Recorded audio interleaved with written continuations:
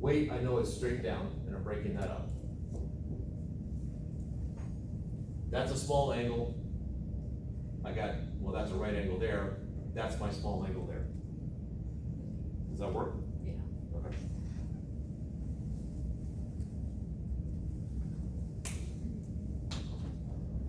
All right, so therefore I've got, so given my wedge, I have F going this way, I have F sub 1 going that way, I have W sub 1 sine theta going this way, W1 sine beta, not theta, W1 cosine beta going that way. Or we can go ahead, actually I don't have it listed as W1, I have it as big MG. So why don't we just do M1G. And I feel like cramped.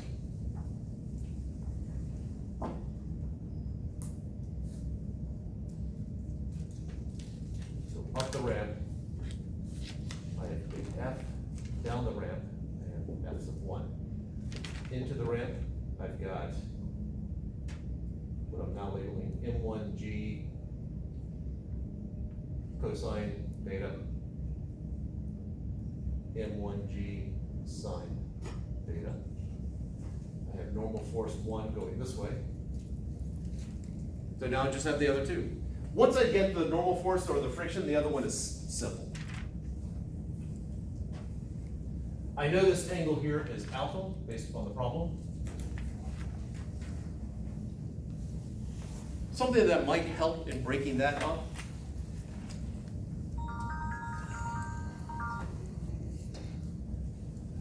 Let's tilt the problem. I have beta going up a ramp like this, so I'm just going to sort of turn it so that that's beta right there.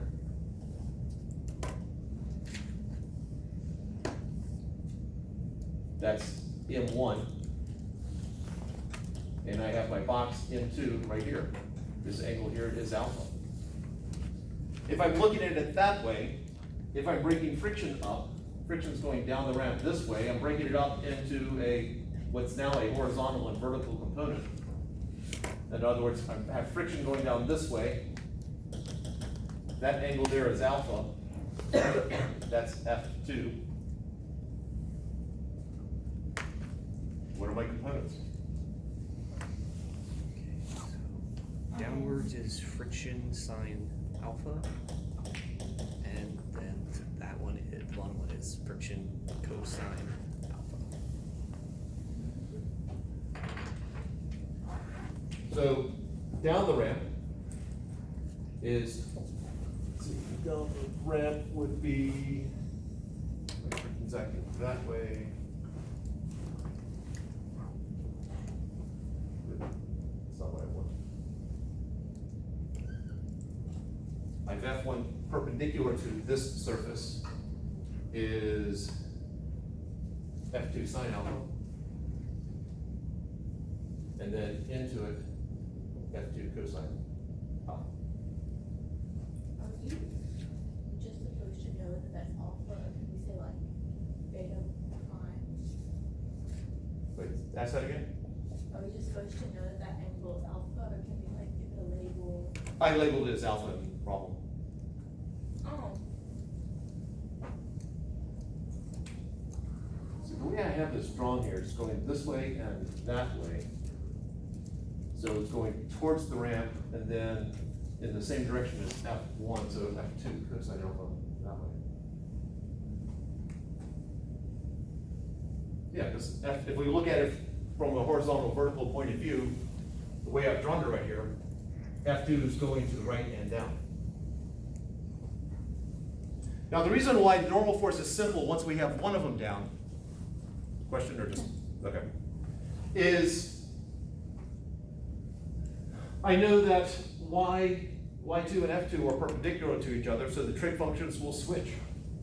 y2 is going down and to the left. So my component should be perpendicular that. So there's gonna be a component this way, which will be y2 cosine of alpha. And this way, y2 sine of alpha. If they're perpendicular to each other, if one of them's sine, the other one's cosine. Sine, cosine.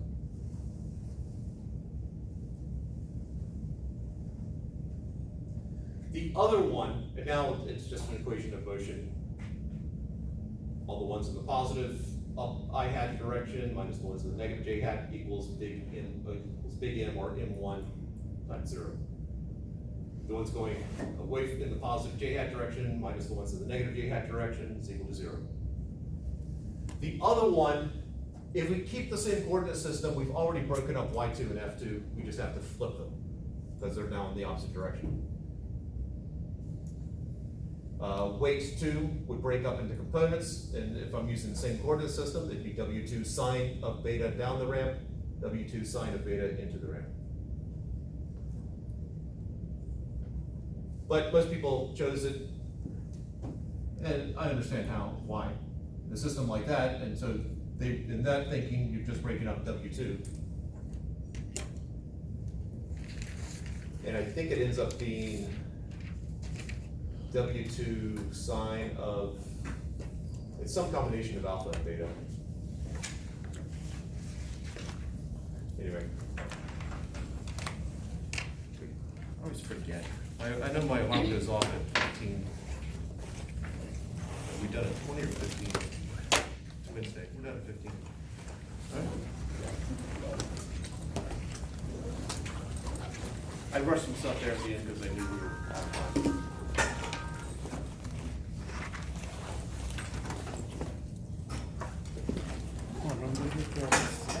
Pardon? Oh, thank you.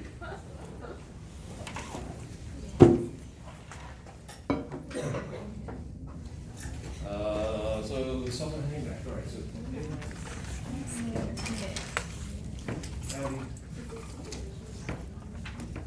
Erica, Ram. All right. This is some pre-labs, projectile motion.